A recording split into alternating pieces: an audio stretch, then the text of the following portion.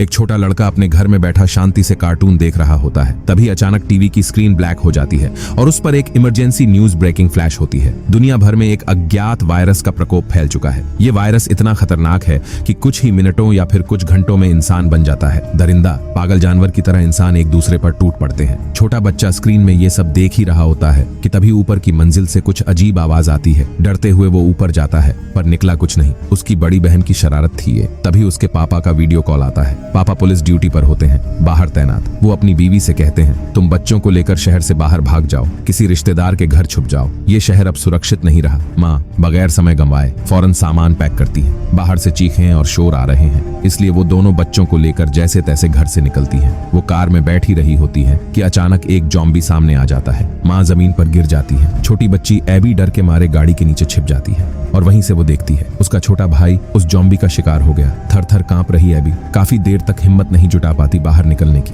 जब वो बाहर निकलती है तो सामने होता है उसकी माँ, लेकिन अब वो माँ नहीं, एक खून की प्यासी जॉम्बी बन चुकी है। वो एबी पर झपटती है, लेकिन तभी गोलियों की आवाज गूंजती है। एक अनजान आदमी आता है जो उस वक्त एबी के लिए फरिश्ता साबित होता है। वो एबी को बचा लेता है और फिर उससे कहता है, कानों पर हाथ रखो, अब मुझे तुम्हारे भाई को आजाद करना होगा। कट्टू 10 साल बाद एक नई दुनिया जहां इंसानों की सभ्यता अब बस एक गुजरी हुई कहानी है। कभी जो शहर जगमगाते थे अब वही शहर बन चुके हैं, उजड़े खंडहर। वो छोटी बच्ची एबी अब बड़ी हो चुकी है। जंगल के योद्धा कासियस की ट्रेनिंग में वो बन गई है एक जंगल की शेरनी। इन बीते सालों में उन्होंने हर दिन जिंदा रहने की लड़ाई लड़ी है, लेकिन एबी के दिल में अब भी एक ख्वाहिश बाकी है। वो चाहती है इंसानों के बीच रहना, एक ऐसा कैंप जहां लोग हों, बातें हों और उम्मीद हो। पर कासियस, उसका सपना है इंसानों से दूर एक निर्जन टापू पर बसना, जहां न कोई खतरा हो न ही कोई धोखा। रात गहराती है, अचानक अलार्म बेल की टन-टन सुनाई देती है। कासियस तुरंत बाहर निकलता है, बंदूक लिए हुए। काले अंधेरे में से एक जॉम्बी उन पर झपटता है, लेकिन वो जिंदा है अब तक, क्योंकि उसके पास निशानेबाजी में गजब का हुनर है। चंद सेकंड्स में जॉम्बी ढेर। पर यही बात उन्हें अंदर से झकझोर देती है, क्योंकि जहां एक जॉम्बी होता है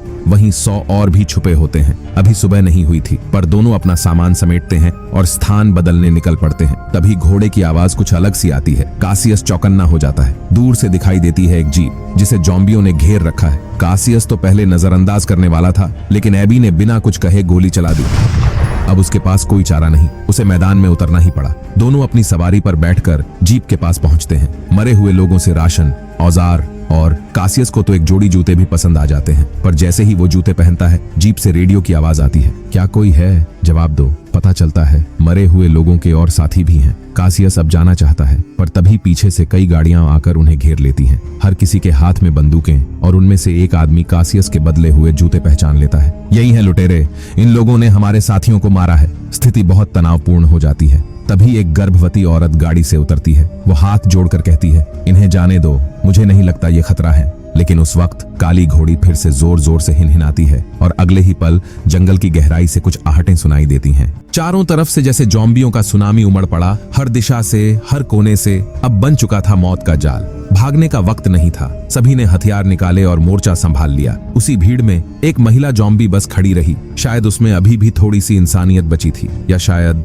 शैतानी चालें। बिना किसी सुरक्षा के संघर्ष कर रहे इंसान एक एक करके गिरने लगे। एक ताकतवर आदमी जॉम्बी के काटे जाने पर खुद को गोली मारना चाहता था, पर जैसे किस्मत भी साथ छोड़ चुकी थी, बंदूक में गोली ही नहीं बची थी। इधर एबी समझदारी से गर्भवती महिला को जीप में बैठाती है। कासियस गोलियों की बौछार करते हुए आखिरकार उस होशियार जॉम्बी महिला को मार गिराता है। एक झटके में जीप का एक्सीलरेटर दबाता है और निकल जाता है उस मौत के घेरे से। लेकिन उनके पीछे एक काला चेहरा वाला जॉम्बी जब उस मरी हुई महिला जॉम्बी को देखता है तो ऐसी दहाड़ मारता है जैसे उसकी बीवी को किसी ने छीन लिया हो। इस तरफ कासियस अब तक गर्भवती महिला और उसके पति को जॉम्बियों से बचाकर दूर ले आया था। बातचीत से पता चला ये लोग जा रहे थे शिप टाउन नामक एक सुरक्षित कैंप की ओर। एबी की आंखों में चमक आ जाती है। यही तो वो जगह थी जिसकी उसे बरसों से तलाश थी, एक इंसानों की बस्ती, एक सुरक्षित ठिकाना। कासियस अब उसी दिशा में जीप मोड़ता है, पर किस्मत फिर से अड़चन डालती है।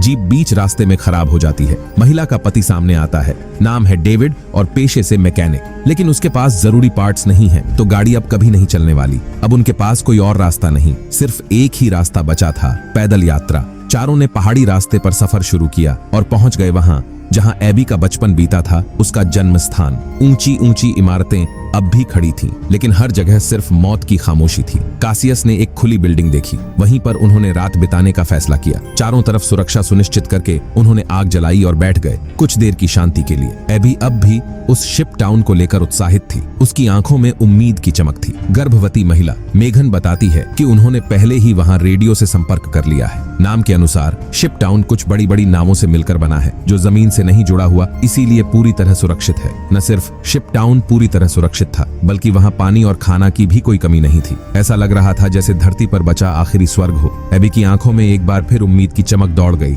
लेकिन कासियस को यह सब सुनकर कोई खास दिलचस्पी नहीं थी। उसके लिए ये सब फिजूल बातें थीं। उसके लिए तो ज्यादा जरूरी था फंदे और विस्फोटक लगाना, ताकि रात को चैन की नींद ली जा सके। सब तैयारी पूरी करने के बाद कासियस ने बताया कि वो सिर्फ मेघन और उसके पति को थोड़ी दूर तक छोड़ देगा, फिर अलग रास्ता पकड़ेगा, क्योंकि उसका गंतव्य था एक विपरीत दिशा का पोर्ट। एबी को यह सुनकर बड़ा झटका लगा और वो चुपके से कासियस से पूछने चली गई कि वो उनके साथ क्यों नहीं चलना चाहता। कासियस ने साफ कह दिया, जहां भी ज्यादा लोग होंगे वहीं ज्यादा खतरा होगा। लेकिन एबी अभी भी इंसानियत की मासूम परछाइयों में जी रही थी। दोनों के बीच जोरदार बहस हुई और गुस्से में एबी अकेले ही ऊपर की मंजिल पर रात की पहरेदारी करने चली गई। उन्हें क्या पता था कि उस काले चेहरे वाले जॉम्बी ने सूंघते सूंघते उनकी छोड़ी हुई गाड़ी तक पहुंच बना ली है। अब वो जॉम्बी नेता मानो कासियस से अपनी निजी दुश्मनी निभा रहा था। अगली सुबह एबी अपनी बचपन की यादों में खोया हुआ था। पुराने फोटो एल्बम पलट रहा था। तभी नीचे पेड़ पौधों से अजीब सी सरसराहट आने लगी और उसे तुरंत आभास हो गया जॉम्बी अंदर घुस चुके हैं। वो सबसे पहले जाकर सबको सावधान करना चाहता था, लेकिन रास्ते में ही एक जॉम्बी उससे भिड़ गया। खुशकिस्मती से उसने समझदारी से पीछा छुड़ा लिया, पर उसका बैलेंस बिगड़ गया और वो गिर पड़ा। उसी वक्त कासियस फिर से देवदूत बनकर सामने आया और एबी की जान बचाई। लेकिन इससे पहले कि वे संभल पाते, वो काले चेहरे वाला जॉम्बी अपने गैंग के साथ वहां आ धमका, पर उसकी चालबाजी काम नहीं आई। कासियस के बिछाए फंदों ने धमाके के साथ उनका स्वागत किया। अब कासियस को यकीन हो गया कि अब उसे और एबी को सीधा निशाना बनाया जा रहा है। तभी एबी को अचानक कुछ याद आया। बचपन में उसका पिता उसे पास के एक सिविल एयरपोर्ट ले जाया करता था। हो सकता है वहां कोई उड़ने लायक प्लेन अब भी बचा हो। अगर ऐसा होता तो वो कई दिनों की यात्रा बचा सकते थे। कासियस को इस विचार में कुछ खास उम्मीद नहीं थी, लेकिन एबी की जिद और आत्मविश्वास के आगे वो झुक गया। आखिरकार उन्होंने फैसला किया कि वो चलकर उस एयरपोर्ट की तरफ देखते हैं, शायद किस्मत बदल जाए। लेकिन जब वो सब एयरपोर्ट पहुंचे तो आंखों के सामने था सिर्फ सूनी जमीन और टूटी हुई उम्मीदें। दूर दूर तक कोई जहाज नहीं, बस वीरान सा माहौल और उड़ती हुई धूल। लेकिन एबी ने हार नहीं मानी। उसे याद आया कि उसके पापा ने यहाँ एक प्राइवेट हैंगर खरीदा था, जो अब एक मिट्टी का छोटा सा टीला बन चुका था। पुराने तरीके से जब दरवाजा खोला गया तो सबकी आंखें चौंधिया गईं। छोटा लेकिन सही सलामत प्लेन अब भी वहां खड़ा था। एबी के चेहरे पर एक आत्मविश्वासी मुस्कान फैल गई। आखिरकार उसने कासियस के सामने एक राउंड जीत लिया था। लेकिन खुश होने की ज्यादा देर नहीं मिली, क्योंकि मशीन लंबे वक्त से बंद पड़ी थी और मैकेनिक डेविड ने साफ कर दिया कि इसमें थोड़ी मरम्मत जरूरी है। इस बीच कासियस और एबी दूर एक ऊंची इमारत पर पहरेदारी करने चले गए। लेकिन अभी वो बैठे ही थे कि नीचे से उठती लहरों जैसी जॉम्बी भीड़ ने उन्हें चौंका दिया। कासियस भागते हुए नीचे आया और चिल्लाया, अब हमारे पास बस 3 मिनट हैं। उड़ान के लिए सब कुछ तैयार नहीं था, पर अब वक्त नहीं बचा था। एबी ने खुद को शांत किया और अपने बचपन की धुंधली यादों के भरोसे प्लेन स्टार्ट कर दिया। वो वाकई चालू हो गया, पर उसी वक्त जॉम्बी दौड़ते हुए रनवे पर पहुंच चुके थे। उनकी रफ्तार किसी एथलीट से कम नहीं थी। कासियस ने गोलियों से उन्हें रोके रखा और एबी ने आखिरकार नियंत्रण पाकर प्लेन को आसमान की ऊंचाई तक पहुंचा दिया। नीचे खड़ा ब्लैक फेस जॉम्बी किंग बस आकाश को निहारता रहा। उसकी आंखों में गुस्सा और मायूसी दोनों थे। प्लेन के अंदर सभी मुस्कुरा रहे थे, क्योंकि उन्हें लगा कि अब वो सीधे शिप टाउन पहुंच जाएंगे। लेकिन किस्मत को शायद कुछ और मंजूर था। अचानक प्लेन के टेल विंग से धुआं निकलने लगा। फिर अगले ही पल प्लेन जैसे सीधा नीचे गिरने लगा। खुशकिस्मती से ऊंचाई ज्यादा नहीं थी और रास्ते में पेड़ पौधों की टहनियों ने झटका काफी हद तक कम कर दिया। चारों लोग सिर्फ मामूली जख्मी हुए थे, लेकिन प्लेन अब किसी काम का नहीं रहा। अब फिर से पैदल सफर शुरू करना पड़ा। चलते चलते वो लोग एक पुराने उजड़े हुए रेलवे स्टेशन तक पहुंच गए, जहां कुछ देर आराम करने का फैसला किया गया। अब उन्हें पता था कि शिप टाउन और पोर्ट दोनों उस पहाड़ी के दूसरी तरफ हैं, और तब तक चारों का कारवां एक साथ आगे बढ़ सकता था। सुबह का पहला उजाला फैलते ही डेविड चुपचाप एक पुरानी ट्रेन की बोगी में जा घुसा। वो अकेला था, उसने अपनी पैंट ऊपर खींची और जो घाव दिखा वो किसी भी इंसान को हिला देने वाला था। डेविड को ये बात पता थी कि अब उसके पास ज्यादा वक्त नहीं बचा। उसने अपनी बंदूक उठाई, इरादा साफ था खुद को खत्म करने का, लेकिन तभी उसे अपनी प्रेग्नेंट बीवी मेघन का चेहरा याद आ गया। आखिरकार वो बंदूक नीचे रख देता है। अगली सुबह कासियस ने डेविड की चाल में कुछ अजीब सा नोटिस किया। उसने चुपचाप उसकी पैंट ऊपर की और घाव देखकर कासियस का चेहरा सख्त हो गया। वो चाहता था कि वहीं डेविड को मार दे, लेकिन तभी एबी की आवाज आई, जल्दी करो, हमें निकलना है। कासियस ने गहरी सांस ली और फिर उसने डेविड को छोड़ दिया। शाम ढलते ढलते चारों एक पुराने फार्म हाउस के सामने खड़े थे। कासियस ने पहले चुपके से जगह की जांच की, लेकिन तभी एक स्पीकर से आवाज आई, कौन है बाहर? एबी ने हाथ ऊपर किया और शांत लहजे में कहा, हमारे साथ एक प्रेग्नेंट महिला है, हम सिर्फ एक रात की पनाह चाहते हैं। इसके बाद दरवाजा खुला और एक बुजुर्ग इंसान ने सभी को अंदर बुला लिया। वो इतना तैयार था, घर में सोलर पावर, फिल्टर्ड वाटर, यहाँ तक कि गर्म पानी का शॉवर भी। एबी ने महीनों बाद गर्म पानी से नहाने का सुकून महसूस किया। रात के खाने के बाद कासियस ने अपना लैपटॉप चार्ज किया, जिसमें उसकी बीवी की तस्वीरें थीं। एक तस्वीर में वो भी प्रेग्नेंट थी। उस तस्वीर को निहारने के बाद कासियस ने मेघन से कहा, मैंने अपना फैसला बदल लिया है। पहले तुम्हें शिप टाउन तक छोड़ूंगा, फिर एबी को लेकर पोर्ट जाऊंगा। तभी वो बुजुर्ग आदमी वाइन लेकर आता है और सभी लोग हंसते बोलते रिलैक्स होने लगते हैं। लेकिन उसकी बातें जल्द ही एक अजीब मोड़ लेने लगती हैं। वो कहता है, जॉम्बी ही इंसान की अगली अवस्था है, वे नए शिकारी हैं, धरती पर अगला शासन उन्हीं का होगा। सभी लोग सन्न रह जाते हैं। एबी की आंखों में डर था, कासियस के चेहरे पर संदेह, लेकिन डेविड की हालत तो और भी बिगड़ती जा रही थी। वो भागकर बाथरूम गया, जहां उसने देखा उसके शरीर में वायरस पूरी तरह फैल चुका था। और जब डेविड दोबारा हॉल में लौटा तो वो अब नहीं रहा था। जब डेविड की आंख खुली तो उसके सामने जो मंजर था वो किसी बुरे सपने से कम नहीं था। वो और उसके साथी उल्टे लटक रहे थे, जैसे किसी कसाई की दुकान में मीट के टुकड़े टांगे जाते हों। सामने वही बुजुर्ग आदमी, अब उसका असली चेहरा सामने आ चुका था। कोई नेकदिल होस्ट नहीं, बल्कि एक पागल बायोलॉजिस्ट। उसने शराब में नशीली दवा मिलाई थी और अब वो अपने मेहमानों को जॉम्बी कंट्रोल मशीन पर टेस्ट करने जा रहा था। उसकी machine low frequency brain wave device जॉम्बियों के दिमाग को कंट्रोल कर सकती थी। और सबसे घिनौनी बात, उसने अपने ही पत्नी को, जो अब जॉम्बी बन चुकी थी, पिंजरे में बंद कर रखा था। वो मशीन ऑन करता है और उसकी बीवी जैसा जॉम्बी कासियस की ओर झपटता है। लेकिन तभी डेविड का म्यूटेशन एक्टिवेट हो जाता है। वायरस की वजह से उसे एक अनोखी ताकत मिल चुकी थी। उसने बंधन तोड़े, कासियस को आजाद किया और पूरा मोड़ ही पलट दिया। बायोलॉजिस्ट सब कुछ बिगड़ता देख फौरन भाग निकला, कहीं गायब हो गया जैसे कभी था ही नहीं। कासियस अब और वक्त बर्बाद नहीं करना चाहता था। उसने बाहर खड़ी एक गाड़ी चुराई, चारों लोग भाग निकले सीधे घने जंगल की ओर। लेकिन वो पागल बायोलॉजिस्ट अभी भी पीछे था। उसने अपनी मशीन से जॉम्बियों की एक पूरी आर्मी भेज दी उनके पीछे। जैसे जैसे गाड़ी आगे बढ़ती, रास्ता ब्लॉक होता गया। अब उनके पास सिर्फ एक रास्ता था, गाड़ी छोड़ो, पैदल भागो। डेविड को पता था उसका समय आ चुका है। उसने अपनी पत्नी को आखिरी बार देखा, थोड़े से शब्दों में अलविदा कहा और फिर खुद को जॉम्बी हॉर्ड के बीच झोंक दिया। उसका बलिदान थोड़ा वक्त जरूर ले आया, लेकिन ज्यादा नहीं। कासियस ने मेघन को अपनी बाहों में उठाया, पीछे लड़ते हुए भागते गए। तभी आखिरकार एक जगह नजर आई, इंसानों का गढ़, एक बंदरगाह जैसा किला, शिप टाउन, ऊंची दीवारें, मशीन गन से लैस गार्ड्स। ये जगह, यही है हमारा ठिकाना, एबी चिल्लाया। गार्ड्स ने शोर सुना और तुरंत जॉम्बियों पर फायरिंग शुरू कर दी। लड़ाई अभी खत्म नहीं हुई थी, क्योंकि जॉम्बी किंग खुद सामने आ गया था। उसका चेहरा काला, आंखों में आग। लेकिन जब उसने देखा कि इंसानों और जॉम्बियों के बीच एक नदी बह रही है, उसने हमला रोक दिया। कुछ ही मिनटों बाद कासियस और बाकी लोग नाव से कैंप के अंदर पहुंच गए। लेकिन तभी मेघन की चीख सुनाई दी, मेरा पानी टूट गया, बच्चा आ रहा है। अच्छी बात यह थी कि उस जगह पर एक पूरा मेडिकल स्टाफ और अस्पताल था। मेघन को तुरंत इलाज के लिए भर्ती कर लिया गया। अगली सुबह कार्शियस और एबी ने पूरे कैंप की बनावट को ठीक से देखा। कई बड़े जहाज एक दूसरे से जुड़कर एक विशाल फ्लोटिंग प्लेटफॉर्म बना रहे थे, जो कि जमीन से बहुत दूर था। कार्शियस को कैंप का लीडर भी मिला। वो उनका स्वागत करता है और कहता है कि अगर वो यहाँ रहना चाहते हैं तो उन्हें कुछ सख्त नियमों का पालन करना होगा।